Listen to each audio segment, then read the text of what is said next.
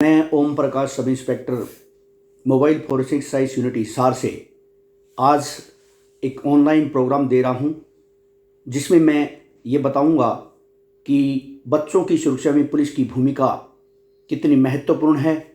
वह सड़क सुरक्षा बारे, ये बच्चों को सड़क सुरक्षा बारे कैसे सचेत किया जा सकता है और कैसे उनको ट्रैफिक रूल्स के बारे में बताया जा सकता है। इस संबंध में मेरी क्लास होगी और मैं आशा करता हूं कि सभी लोग जो भी इस वीडियो को सुनेंगे सभी लाभान्वित होंगे और भविष्य में मेरी कही हुई बातों पर अमल करेंगे। अभी स्टार्ट करूँ। लिंक आ चुका है और मैं क्लास लेने जा रहा हूँ।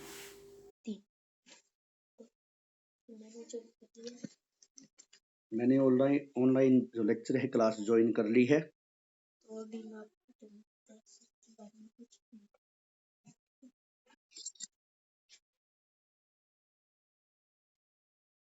हाँ मैडम, करूँ शुरू? हाँ जी, क्लस्टर मंगाड़ी से सभी पार्टिसिपेंट का मैं इस ऑनलाइन प्रोग्राम पर हार्दिक स्वागत करता हूं, अभिनंदन करता हूं। मैं Om Prakash, sub inspector MFSU mobile forensic science unit में बतौर फिंगरप्रिंट एक्सपर्ट वर्किंग कर रहा हूं IG ऑफिस के अंदर।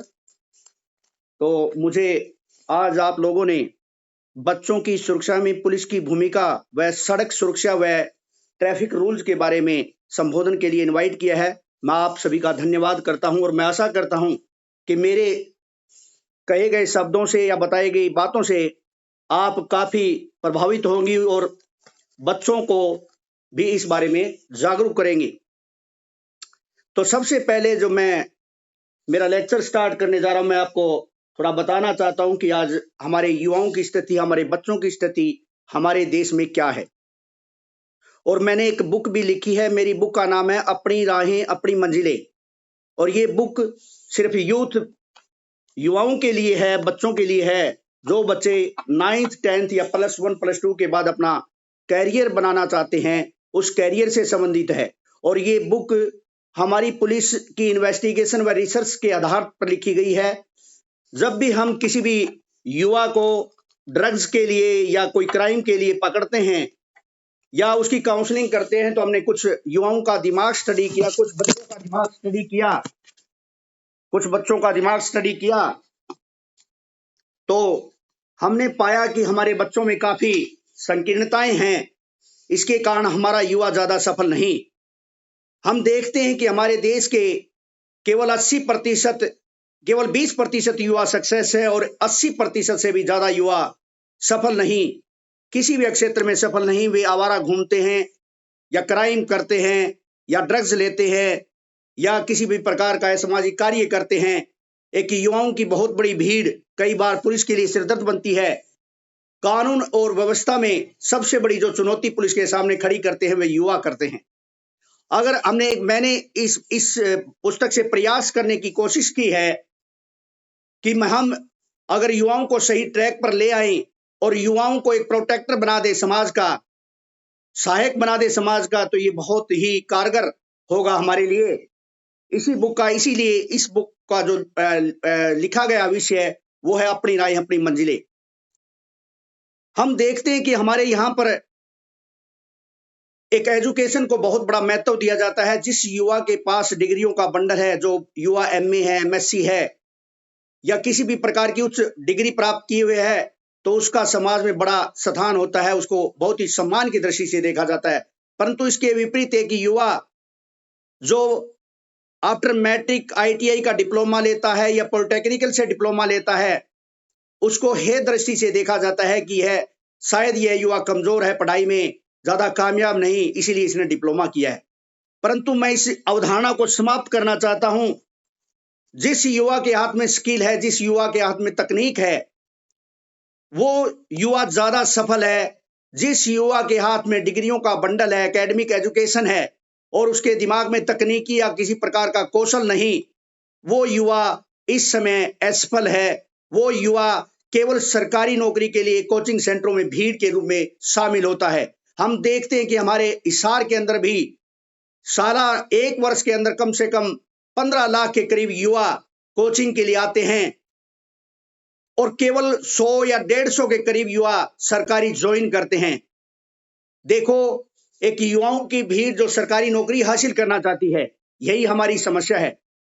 हर युवा जो एज ग्रुप में ऊपर बढ़ने के बाद भी कोई भी काम नहीं करना चाहता, केवल सरकारी नौकरी हासिल करना चाहता है, ये हमारी समस्या है। मेरी जो किताब का मोटिव है वो है skill is better than education, academic education. मैं मानता हूं कि किसी युवा के हाथ में अगर तकनीक और कौशल का औजार होगा, वो युवा उससे काफी बेहतर हमारे समाज के लिए काम कर सकेगा। जिस युवा के हाथ में केवल डिग्रियों का बंडल होगा और सामाजिकता कम होगी, तकनीक में कौशल में वो शून्य होगा। इसलिए जो बच्चों की सुरक्षा की भूमिका की बात आती है, तो ये चीज हमें, अगर हम बच्चों को इस प्रकार से तकनीक और कौशल की तरफ मोड़ दें, अगर बच्चे स्टार्टअप में लग जाएं, कोई इनोवेशन करें, क्रिएटिव बन जाएं, तो बहुत सी समस्याएं हमारे समाज से जा सकती है। हम समाज से बहुत सी बुराइयों को भी खत्म कर सकते हैं, बहुत सी अपराधों को भी हम खत्म कर सकते हैं, और युवा हमारा एक बहुत बड़ा सहयोगी हो सकता है। लेकिन समस्या यह है कि हम इस तरफ ध्यान नहीं देना चाहते। ये पूरा हर आदमी इसके लिए प्रयास करेगा तभी यह संभव हो सकता है, चाहे टीचर लॉबी हो, चाहे हमारी पुलिस हो, चाहे समाज के प्रबुद्ध लोग हो, सभी को एक मंच पर आकर इस प्रकार के अभियानों को चलाना पड़ेगा। युवाओं को समझाना पड़ेगा कि तकनीक की तरफ मुड़े, कौशल की तरफ मुड़े। साधन संपन्न युवा भी डिग्रियों का बंडल हाथ में लेकर चतुर्थ श्रेणी की नौकरी के लिए आवेदन करता है और चतुर्थ श्रेणी के पद पर भी वो लगने का इच्छुक है, जबकि 17-18 हजार रुपए की नौकरी के लिए वो हर समय कोचिंग लेता है और पूरा साधन संपन्न है। वह अन्य काम भी कर सकता है, कोई इनोवेटर बन सकता है, कोई स्टार्टअप शुरू कर सकता है, अच्छा कोई बिजनेस कर सकता है, अच्छी कोई फैक्ट्री लगाकर वो काम कर सकता है, और खेती को भी प्रोफेशन बनाकर वो खेती में भी बड़े इन्वेंशन कर सकता है, बड़े आविष्कार कर सकता है। तो उस युवा को समझाना पड़ेगा कि आप केवल नौकरी, सरकारी नौकरी के लिए नहीं बने हैं, आप नौकरी देने वाले भी बनो। तो मेरा जो ये मोटिव है बुक का इसी पर आधारित है। मैंने इसमें हमारे देश के 90% कैरियर से संबंधित कोर्सेज व डिग्री, डिप्लोमे सभी डाले हैं इसमें। आफ्टर +2 आदमी, एक बच्चा क्या कर सकता है, आर्ट साइड वाला बच्चा क्या किस क्षेत्र में जा सकता है, साइंस का, नॉन मेडिकल या मेडिकल का किस क्षेत्र में जा सकता है, कॉमर्स का किस में, MBA से क्या फायदा है, टूरिज्म की डिग्री से क्या फायदा है, हर चीज मैंने इसमें डालने का प्रयास किया है। एक छोटी सी बुक में काफी कुछ मैंने डालने का प्रयास किया है। इसी संदर्भ में आते हैं कि बच्चों की सुरक्षा में पुलिस की भूमिका। हम समय समय पर कॉलेज, पॉलिटेक्निकल, ITI या स्कूल वगैरह में इस प्रकार के मोटिवेशनल प्रोग्राम करते हैं और हम बच्चों को समझाते हैं, उनकी सुरक्षा से संबंधित भी समझाते हैं, और वे अपराध की दुनिया में न जाए ये भी चीज हम उनको बताते हैं, नशे की तरफ न जाएं इस बारे में भी हमको उनकी काउंसलिंग करते हैं। और हमारी पुलिस की भी जिम्मेवारी बनती है कि जैसे कोई स्कूल सेंसिटिव जोन में है, जहां आवारा बच्चों की टोलियां रहती है, जिस गांव में क्राइम की तरफ कुछ युवा हैं, या वहां जहां नशा ज्यादा है जिस गांव में या जिस शहर में जहां स्कूल स्थापित है, तो ऐसे सेंसिटिव जोन में पुलिस के साथ अध्यापकों की भी ड्यूटियां बहुत ज्यादा बन जाती है, उनकी भी भूमिका बहुत होती है। अगर इस प्रकार की कोई घटनाएं दिखाई दे या कोई बच्चे अगर स्कूल के नजदीक आवारा घूमे, तो आप लोग भी पुलिस को सूचित कर सकते हैं और पुलिस उस पर संज्ञान लेगी। और पुलिस की भी ड्यूटी बनती है कि सुरक्षा के पॉइंट ऑफ व्यू से वहां पेट्रोलिंग करे, वहां देखे भी कोई ऐसा कोई आवारा बच्चे या कोई नशे टाइप के लोग तो नहीं रहते हैं, या कोई ऐसे नहीं कि टोलियों में बैठे हुए हैं सड़क दीवारों के साथ, या कहीं स्कूल के अंदर, या स्कूल के आपकी छुट्टी होने के बाद। तो ये वहां के स्टाफ की भी ड्यूटी बनती है, लेकिन पुलिस भी समय समय पर गश्त करके ऐसे प्रिकॉशनरी ले सकती है, समझा सकती है। अगर कोई युवा करती है तो उसकी काउंसलिंग के माध्यम से, या कोई अगर जे कोई बड़ा अपराध करता है तो उसके अगेंस्ट लीगल एक्शन लेकर भी पुलिस इस प्रकार के घटनाओं को रोक सकती है। दूसरा, हम देखते हैं कि बच्चे का दिमाग बड़ा ही अपरिपक्व होता है। बच्चा सोचने समझने में ज्यादा निपुण नहीं होता, क्या तेरे लिए बुरा है, क्या तेरे लिए अच्छा है। इसलिए बच्चा एक सॉफ्ट कॉर्नर है ऐसे क्रिमिनल युवाओं के लिए जो नशे का धंधा करते हैं या कोई अपराध करते हैं। तो वे बच्चों को अपना सॉफ्ट कॉर्नर समझकर बच्चों को बच्चों में नशा बंटवा देते हैं ताकि उनके क्लाइंट बन जाए।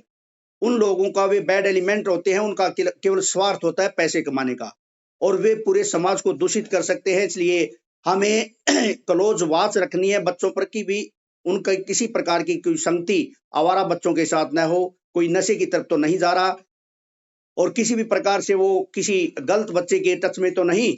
ये चीज हमें देखना है। पुलिस तो देखती है, लेकिन टीचर साहिबान भी नोट करें, वो भी देखें। दूसरा, आजकल के बच्चे 9th 10th और +1 +2 के, चाहे वो लड़का हो लड़की हो, सभी उनमें से काफी बच्चे सोशल मीडिया पर सक्रिय है। कोई फेसबुक यूज करता है, कोई व्हाट्सएप या इंस्टाग्राम। वहां भी कुछ बच्चे अनजाने में, उन्हें कानून की जानकारी नहीं होती कि भी आप क्या कर रहे हैं, कुछ बच्चे अनजाने में ऐसी चीजें एक दूसरे के पास फॉरवर्ड कर देते हैं, शेयर कर देते हैं, जो किसी के सम्मान को ठेस पहुंचाती है या किसी को असुविधा पहुंचा सकती है। जैसे कोई बच्चा किसी गुड़िया का फोटो वगैरह एडिट करके डाल देता है, जिसके कारण वो एक बड़ा अपराध कर रहा है। वो IT act 2000, information technology act 2000 की कुछ धाराओं के अंतर्गत वो अपराध कर रहा है। तो इसलिए बच्चों को कुछ अज्ञानतावश भी, लेकिन कुछ बच्चों को बाद में पता चलता है कि आपने गलत किया है, ये तो ऐसा नहीं करना चाहिए था, वो बच्चा उसको डिलीट कर देता है। लेकिन डिलीट करने से भी बच्चा वो नहीं बच सकता, क्योंकि डिलीट वाली रिकवर हो सकती है।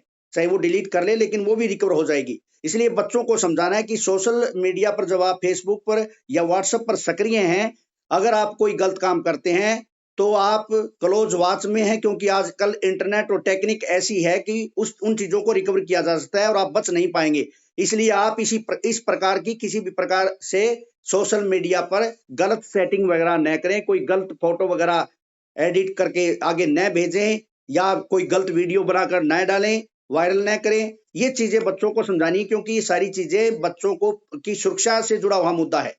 अगर हम किसी बच्चे के घर की फोटो या किसी बच्चे की फोटो किसी अन्य के पास भेज दे, और कोई किडनैपर क्रिमिनल माइंड का व्यक्ति उसका किडनैप कर लेता है, तो भी गलत है। तो ये उस बच्चे को हानि हो सकती है। तो इस प्रकार की चीजें बच्चों को समझानी है। दूसरा, कई बार बच्चे गिरोह बनाकर चलते हैं, ये चीज भी उनको समझानी है कि जो बच्चा इंटरनेट का यूज करता है, बच्चा हो चाहे कोई भी हो, जो इंटरनेट का यूज करता है, अगर इंटरनेट ओपन कर रखा है उसने अपने मोबाइल में, और जो वो जहां भी जाता है तो इंटरनेट उसका मार्ग है, वो ट्रैक कर रहा है, उसका मार्ग बना रहा है भी कहां जा रहा है। अगर वो 2 व्हीलर पर जा रहा है तो 2 व्हीलर भी दिखाएगा, उसमें दिखाएगा कि भी 2 टायरों के वाहन से ये गया है। अगर वो कार वगैरह जीप वगैरह में जाता है तो 4 व्हीलर दिखाएगा। इंटरनेट उसकी हर लोकेशन को ट्रैक कर रहा है, जहां भी जा रहा है, कितनी देर वो कहां रुका है, किस रास्ते से वो गया है, और किस जगह से वो जा रहा है, कहाँ उसने वो उसकी प्रेजेंस है। कई बार बच्चे गिरोह बनाकर कोई घटना का अंजाम देते हैं। जैसे एक बच्चा, शरारती बच्चा, किसी बच्चे को पीटना चाहता है, किसी को चोट मारना चाहता है, तो वह दूसरे बच्चों को कॉल करके उस घटना पर बुलाता है, भी आ जाओ आप इसकी पिटाई करेंगे फलाना लड़के की। तो बच्चे वहां अनजाने में पहुंच जाते हैं, उनकी लोकेशन आ जाती है, और वहां कोई हादसा हो जाता है, किसी बच्चे को चोट लग जाती है, या दूसरे बच्चे को किसी प्रकार से कोई और घटना हो जाती है, एक्सीडेंट हो जाता है। तो वो बच्चे जो कॉल किए हुए, वो जहां घटना घटी है वहां उनकी प्रेजेंस उस इंटरनेट के माध्यम से आएगी, क्योंकि उसका मोबाइल में इंटरनेट ओपन है और वो वहां पहुंचा है। तो ये चीजें उसके दिमाग में आपको डालनी है कि अगर कोई भी आप कदम रखते हैं आगे बढ़ने के लिए, तो आपको ये देखना है कि आपका कदम अपने परिवार के हित में होना चाहिए, खुद के लाइफ के हित में होना चाहिए। एक गलत कदम उठाने से बच्चे की जिंदगी बर्बाद हो सकती है। ये चीज उसको उसके डालनी है दिमाग में।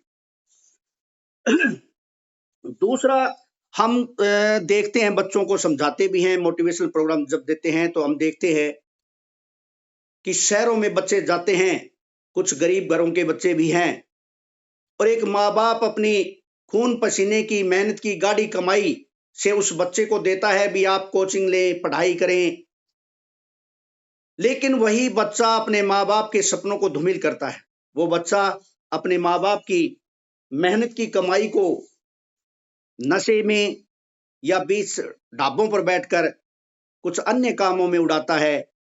पढ़ाई से उसका ज्यादा मतलब नहीं होता। हमने काफी काउंसलिंग की बच्चों की, इस प्रकार के बच्चों को भी हमने पकड़ा, तो उनको समझाया, लेकिन असर बहुत कम हुआ।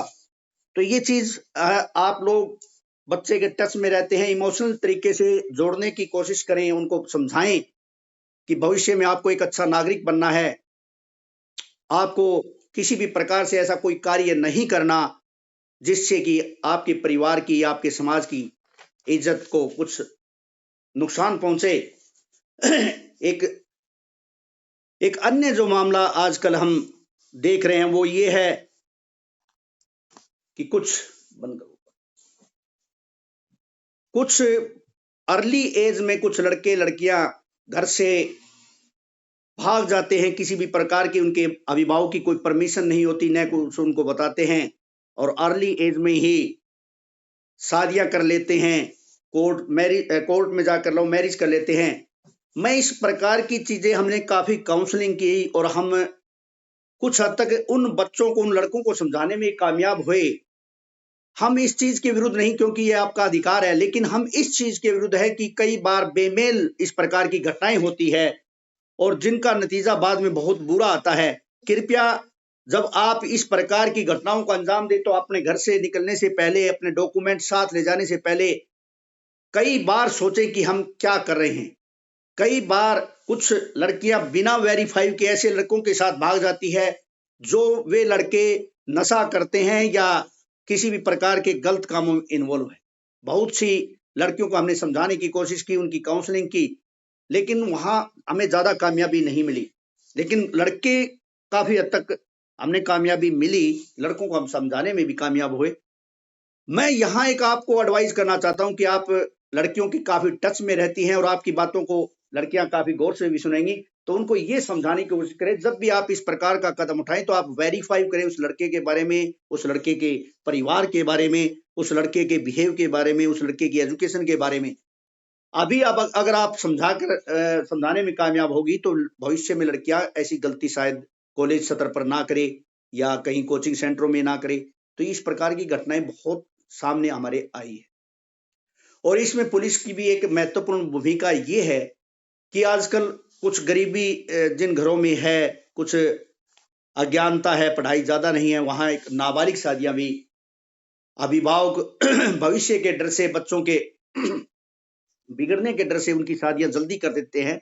और वो कई बार ऐसा होता है कि बच्चे या तो उनकी बातों को मानते नहीं और वे घर से भाग जाते हैं, या फिर जबरदस्ती भी उनकी कई बार शादियां की जाती है। वहां पुलिस की बहुत ही महत्वपूर्ण भूमिका है। पुलिस ऐसी शादियों को प्रायोरिटी बेस पर लेती है, ऐसी शादियों को रुकवाती है और हर सत्र पर प्रोटेक्शन देती है उन बच्चों को जो पढ़ना चाहते हैं, जो अर्ली एज में शादी नहीं कराना चाहते।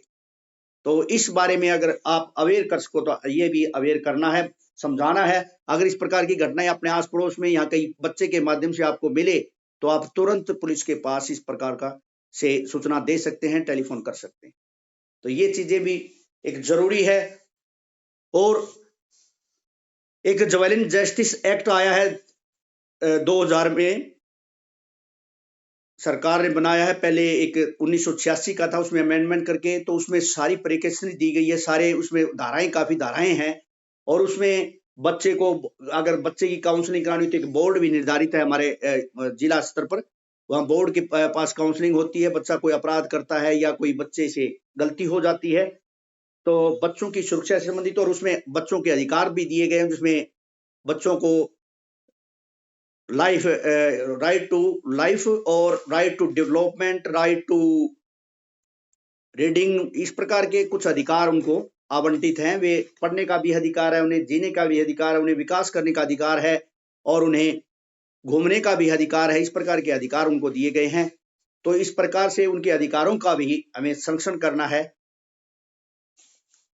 दूसरा एक चीज मैं आपको और बताना चाहता हूं कि ये मॉरल एजुकेशन पर है या साइकोलॉजिकल कॉन्सेप्ट भी हम कह सकते हैं। हर बच्चे का दिमाग हो चाहे आदमी का दिमाग हो, वो कंप्यूटर पर आधारित है और कंप्यूटर को ऑपरेट करने वाला ऑपरेटर जिस प्रकार के थॉट्स, जिस प्रकार की फोटो, जिस प्रकार की सामग्री कंप्यूटर में इनपुट करेगा, डालेगा, तो कंप्यूटर वैसी ही आउटपुट स्क्रीन पर देगा, डिस्प्ले पर दिखाएगा। इसी प्रकार बच्चे को का भी ऑपरेटिंग सिस्टम अगर कोई सामग्री गलत डालेगा तो बच्चा भी उसी प्रकार की आउटपुट समाज को देगा। जैसे बच्चे के अभिभावक उसके ऑपरेटर हैं, माइंड के ऑपरेटर। जैसे बच्चे के अभिभावक